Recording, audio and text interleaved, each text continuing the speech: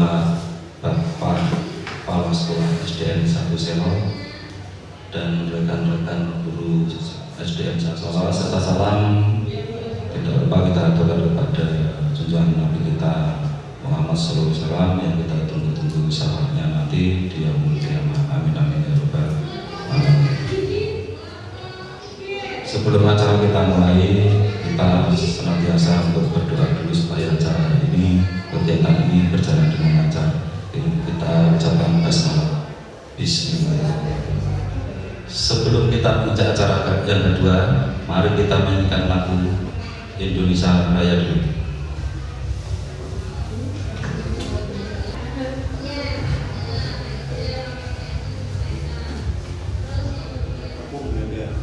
Hiduplah Indonesia Raya, Indonesia tanah airku, tanah tumpah darah. Di sanalah aku berdiri jadi pandu. Indonesia kebangsaanku, bangsa dan tanah airku. Marilah kita berseru, Indonesia bersatu. Hiduplah tanahku, hiduplah negeriku, bangsaku, rakyatku semuanya. Bangunlah jiwanya, bangunlah badannya untuk Indonesia Raya. Indonesia Raya, merdeka, merdeka, tanahku, negeriku yang ku cinta. Indonesia Raya, merdeka, merdeka, hiduplah Indonesia Raya. Indonesia Raya, merdeka, merdeka, tanahku, negeriku yang ku cinta. Indonesia Raya, merdeka, merdeka, hiduplah Indonesia Raya. Acara yang kedua adalah sambutan dari Bapak Kepala Sekolah SDN 1 Selo. Monggo waktu dan tempat kami persilakan.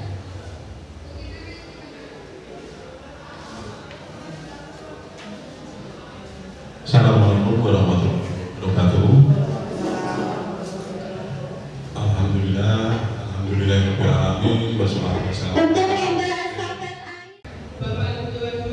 Di hari ini Bapak Ibu berkumpul bersama untuk melaksanakan kegiatan aksi nyata modul 1.4 budaya positif yang nanti akan Bapak Ibu saksikan kepada rekan-rekan guru, dan saya harap rekan-rekan guru di sekolah akan menerima dan bisa dan meresapi makna penting dalam modul 1.4, karena modul 1.4 ini merupakan poin penting dalam pelaksanaan kegiatan guru penggerak yang akan Bapak Ibu laksanakan selama 6 bulan ke depan. Sama seperti saya di kegiatan angkatan sebelumnya, bahwa modul 1.4 yang berjudul budaya positif ini merupakan tolok ukur dari keberhasilan Bapak Ibu mengikuti pendidikan. Karena jika gagal, maka saya yakin apa yang Bapak Ibu laksanakan selama ini tidak dapat diterapkan secara umum. Demikian sambutan dari saya. Waktu saya kembalikan kepada narasumber yang akan menyaksikan materi. Assalamualaikum warahmatullahi wabarakatuh. Waalaikumsalam warahmatullahi wabarakatuh. Sebelum Acara yang keempat, penyajian materi. TPK Atri. Saya mau mengikuti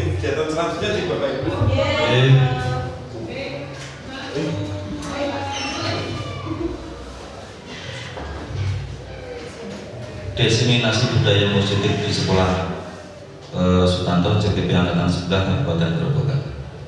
Selamat datang Bapak Guru hebat, mari belajar bersama, berkolaborasi, saling mendukung demi wujudnya disiplin positif di sekolah kita tercinta. Konsep pertama budaya positif, yang pertama adalah perubahan paradigma belajar, disiplin positif, kebutuhan dasar manusia, motivasi perilaku manusia, posisi kontrol restitusi, segitiga restitusi. Pembelajaran dengan paradigma baru dirancang berdasarkan prinsip pembelajaran yang berdiferensiasi sehingga setiap siswa belajar sesuai dengan kebutuhan dari tahap perkembangannya untuk mewujudkan profil pelajar Pancasila. Disiplin positif. Dalam budaya kita, disiplin dimaknai menjadi suatu yang dilakukan seseorang pada orang lain untuk mendapatkan kepatuhan. Kita cenderung menghubungkan disiplin dengan ketidaknyamanan. Itu sebagai pendidik, tujuan kita adalah menciptakan anak-anak yang memiliki disiplin diri sehingga mereka bisa berperilaku dari sesuai nilai-nilai kebajikan universal. Disiplin positif merupakan salah satu cara penerapan disiplin yang bertujuan untuk menumbuhkan kesadaran serta memberdayakan anak untuk melakukan sesuatu tanpa ancaman ataupun tekanan. Kebutuhan dasar manusia ada 5, yaitu bertahan hidup, kasih sayang dan rasa aman, penguasaan, kebebasan, dan kesenangan. Bertahan hidup, kebutuhan bertahan hidup adalah segala sesuatu yang sangat penting untuk dipenuhi karena berkaitan dengan kelangsungan hidup seseorang. Kebutuhan ini dapat bersifat biologis, fisiologis, seperti makan, minum, dan bernapas. Yang kedua, kasih sayang dan rasa aman. Setiap manusia memerlukan kasih sayang dan rasa aman diterima dari orang-orang di sekitarnya. Pemenuhan akan kasih sayang dan rasa diterima sangat penting dalam perkembangan karakter seseorang. Anak yang merasa dicintai dan diterima oleh orang-orang di sekitarnya tumbuh sebagai pribadi yang percaya diri dan mempunyai empati. Penguasaan.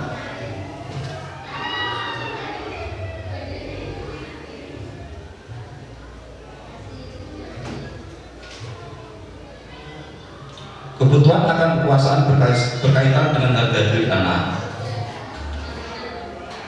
Murid, kebutuhan ini mencakup perasaan bernilai kompeten dan terampil.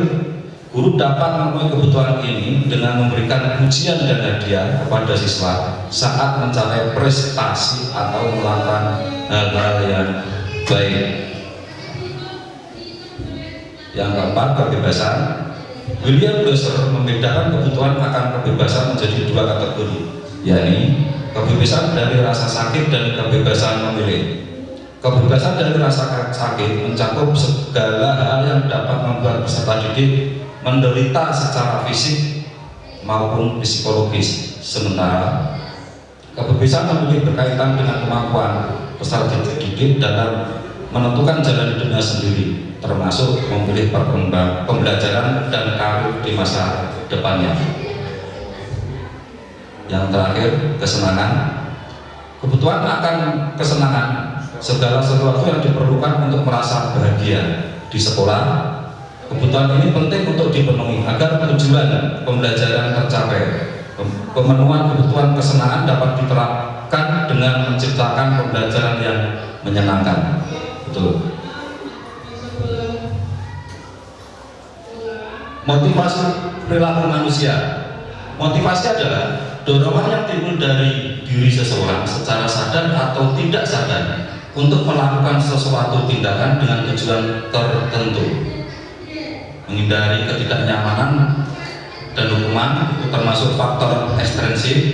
Mendapatkan imbalan atau penghargaan dari orang lain, itu adalah faktor ekstrinsik. Menghargai nilai-nilai kebijakan diri sendiri. Konsep disiplin dengan identitas gagal. Hukuman mengakibatkan 1. menyakitkan, 2. tidak nyaman, 3. murid takut, yang keempat adalah memaksa. Penghargaan 1. tidak efektif, 2. merusak hubungan atau sifat diri, 3. mematikan kreativitas, yang keempat menghukum dengan sistem ranking.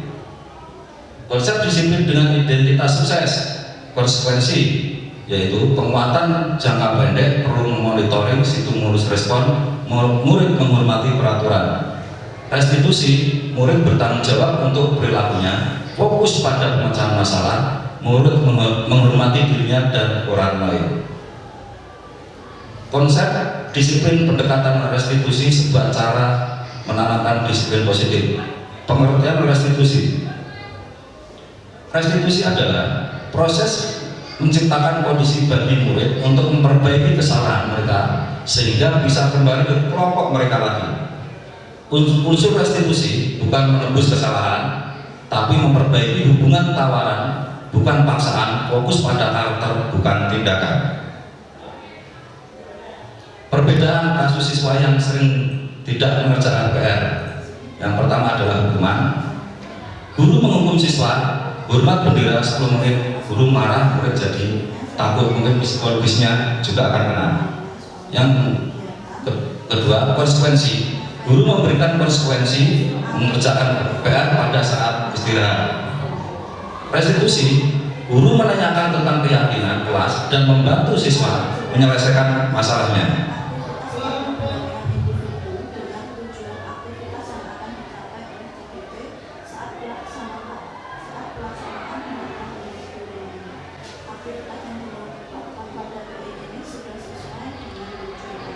Posisi kontrol ada 5. Posisi kontrol guru ada 5. Yang pertama adalah penghukum, pembuat merasa bersalah, teman, pemantau, dan manajer.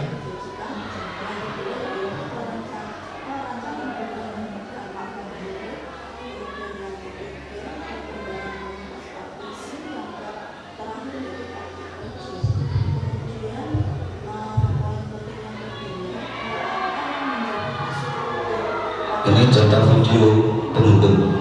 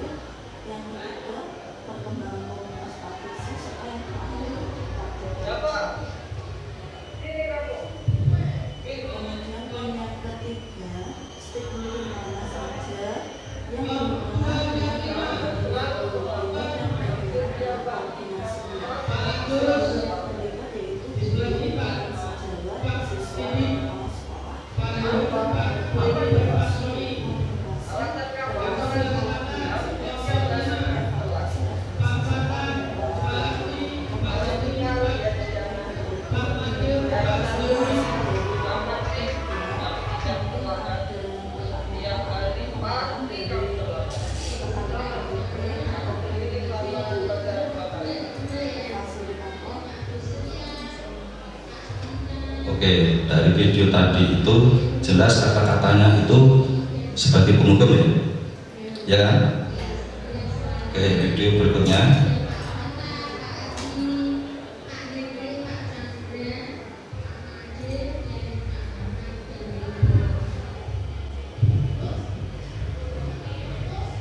Merasa bersalah.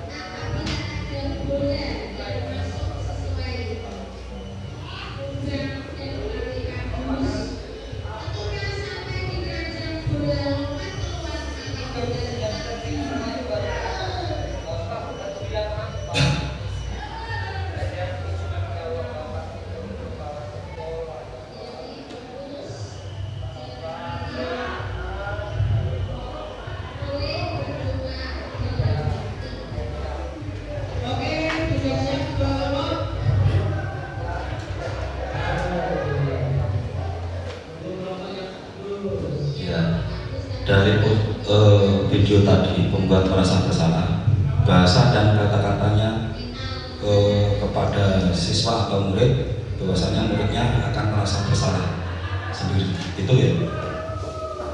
Oke. Boleh yang sudah masuk keluar dan berada di dalam keranjang apabila lompat keluar keranjang boleh tetap. Video sebagai posisi teman.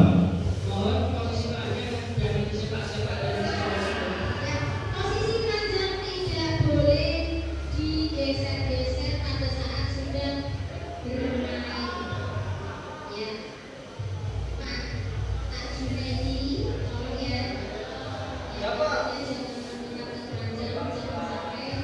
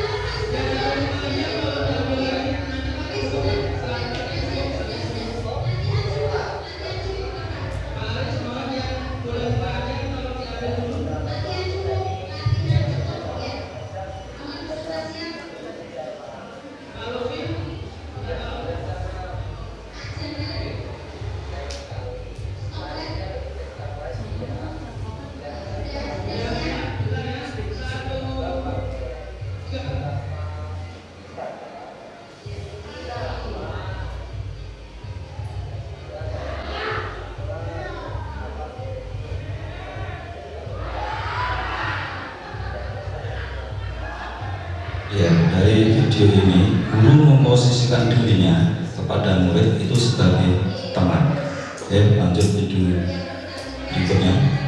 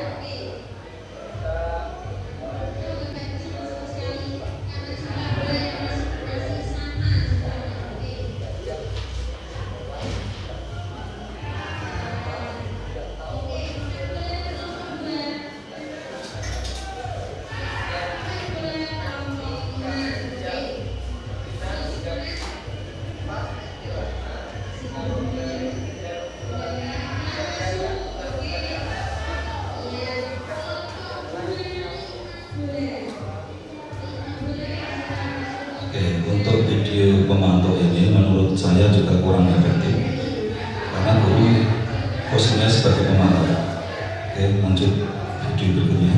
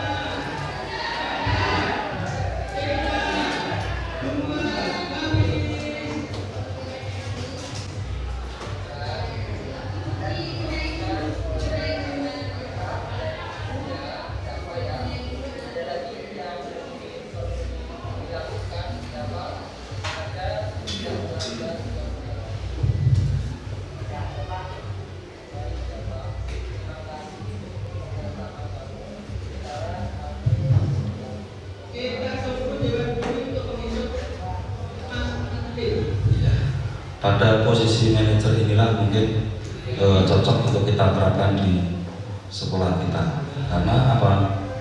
Anak mengakui kesalahannya dan mencari solusinya sendiri untuk memperbaiki dirinya, sehingga tidak ada hukuman ataupun tekanan khusus pada si anak itu.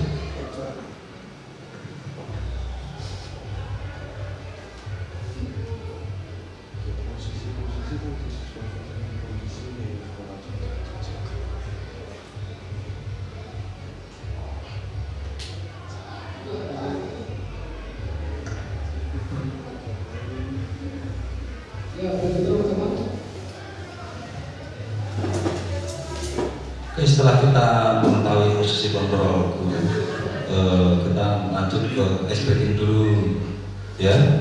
Ke experting dulu. Tepuk 1, yes. Tepuk 2, oke. Tepuk 3, semangat. Tepuk 4, konsentrasi. Tepuk 5, siap belajar. Sakit? Bisa. Sakit tak? Bisa. Yuk berdiri.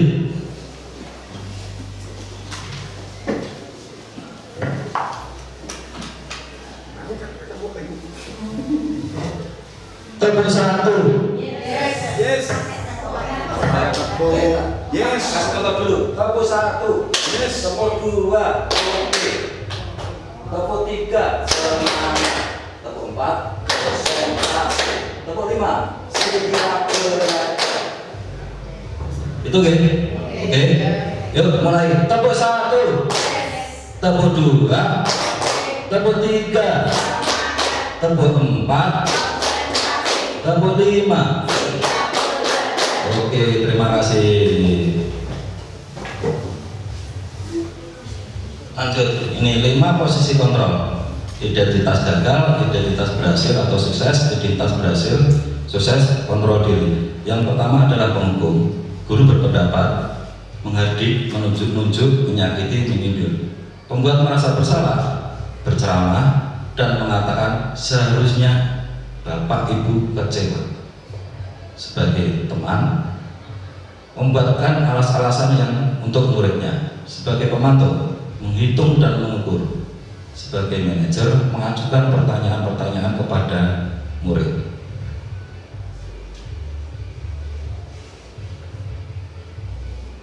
Pertanyaan-pertanyaan siapa yang mengatakan, saya kecewa sekali dengan kamu, membuat orang merasa bersalah.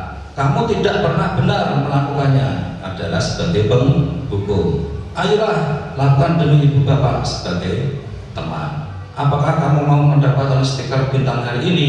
Sebagai pemantau. Bagaimana kamu bisa menyelesaikan masalah ini? Yaitu sebagai manajer. Kamu selalu yang paling terakhir, itu sebagai penghukum. Keyakinan kelas. Mengapa keyakinan kelas? Mengapa tidak peraturan kelas saja? Ya.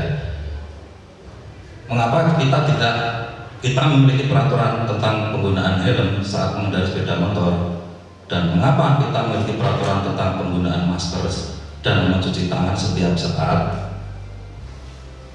Kegiatan membuat keyakinan kelas, guru bersama siswa membuat keyakinan kelas, berdiskusi dengan murid. Guru membuat keyakinan kelas, guru bersama siswa membuat keyakinan kelas, merumuskan peraturan jadi keyakinan,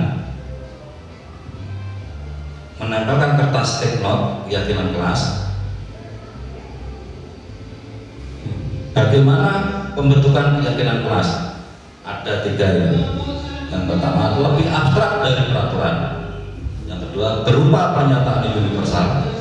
Yang ketiga dibuat dalam bentuk positif.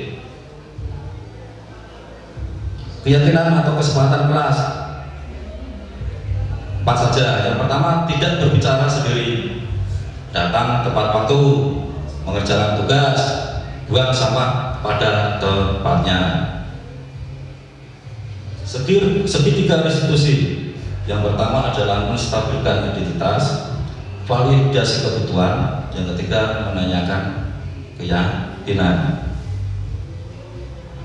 Penerapan segitiga restitusi. Yang pertama, menstabilkan identitas. Kita akan melakukan hal yang terbaik yang bisa kita lakukan. Yang kedua, validasi tindakan. Yang salah semua perilaku memiliki alasan. Menanyakan keyakinan kita semua memiliki motivasi internal.